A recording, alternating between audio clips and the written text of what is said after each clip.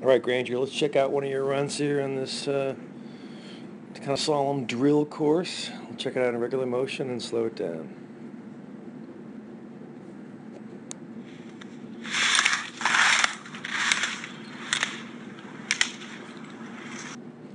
All right, not bad. I'll take a closer look here. One thing you're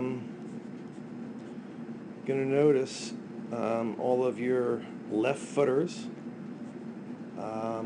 meaning turns to the right, are more on the gate. Here we're kind of on. This one, in other words, you're shinning this one, and this one, not shinning it. Actually, you're clearing it with your upper body, your hand, but it would hit like your body. And if that pole was sticking straight up like a typical slalom pole, you would have kind of reached over to block it. Here we are, kind of shinning this one, wide on this one, because for sure, if the slalom pole was the way it should be, straight up and down, you would have had to clearly be reaching over to block it. So why is that? Why are we tight on one side, not so tight on the other? Well, a couple things. One, we're just a hair behind it. You need to bring a little more shape back to the pole, be above it a little bit more the turn down above, because you're kind of hanging on the ski. You're hanging on and finishing the turn below the gate, so there's not enough time to really get ready. We've got to be really quick, foot to foot, outside ski to outside ski, to get ready, because it comes at you fast. Here, using a little bit too much up and down motion. It's really hard to go up on weight in between turns and slalom, because we don't have time for that. So we use more retraction. We kind of get the skis from one side of us to another by sucking up our legs and knees and retract the legs to get them over there. It's kind of, used to be called down on weighting. But, so if we look here, generally speaking, that's a pretty good looking turn, per se, right? You got level shoulders, you got parallel shafts of the shins, hands are out in front, skis are rolled up. It's darn good looking. It's just a hair late. So here you're coming through, intersecting rise line with your skis kind of pointed too far down the hill. You started that turn just a hair too early. I'm talking about 2 feet. Because now, if you were going to arc turn carve from there, you would probably straddle. So you kind of had to go straight a little bit, kind of not really pressuring much. Now we're going to pressure. We're going to pressure the skis from rise line through fall line, and then get off of them, move to the new ski. So your pressure, most of your pressure, you got yourself the room now to get by it. Pressure in here. Your turn is down here. Right, and because it's down there, the ski's really loaded up right now in reverse camber. You release it, and the rebound sends you in the air on both skis. Feels fast, but unfortunately it's really not, because you don't have the time now. You don't have the time to get ready. And this one, clearly, as we said, if the pole was not leaning over, you wouldn't be near it, and you'd be reaching over to poke at it.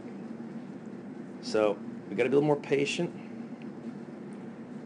Same thing here. You can see already, if you were to arc from there, if you pressure the skis right now, which is where you should be pressuring them from rise line through fall line, you would straddle that. So you kind of have to go straight, straight, straight, straight, straight, get your tips around, and now pressure them. So it's late pressure, but it's late pressure because you started the turn too early. You have no choice. Same in here, man. If you actually had rolled these skis up right now and put pressure on them, you would straddle that gate, maybe even be on the inside of it. So you had to kind of like drift out here, And now I can pressure them right there. Second problem here is we're turning on the inside ski. The outside ski is off the ground, so you're initiating the turn on the wrong ski. We need to move outside ski to outside ski. We should have all our pressure right now on that left foot, and we got no pressure on it. So we're skiing a little too much, what we call it, two-footed. You got weight on both skis. Obviously, the inside one's kind of flat and diverging here also, but you got to really be, quick outside ski to outside ski. All right, and not be two-footed. You want to come through, block, plant, move to the new ski, and move forward in the transition. You came through here, your hips are back, which typically at the end of the turn that happens, but they never really come really forward. A little bit right there. But we got to come through, block, plant, move forward, move to the new ski. Now the good thing is, this one's pretty good.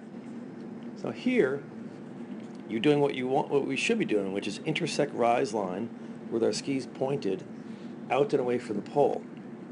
So we can bring shape back to the pole, have the turn done, and then be going straight to the next sort of apex area above the pole where we want to initiate the turn.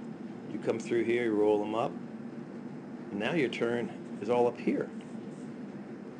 So now you hit the gate with direction done, and look at, you're going straight, straight, straight, and that's what I want to do. All right? So you can see it.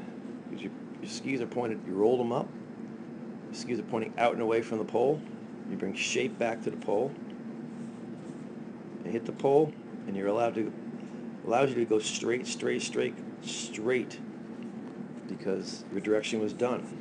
Where up here, because you don't have quite enough direction done, you're not going straight, you're actually turning, you're kind of hooking up, we call hooking up under.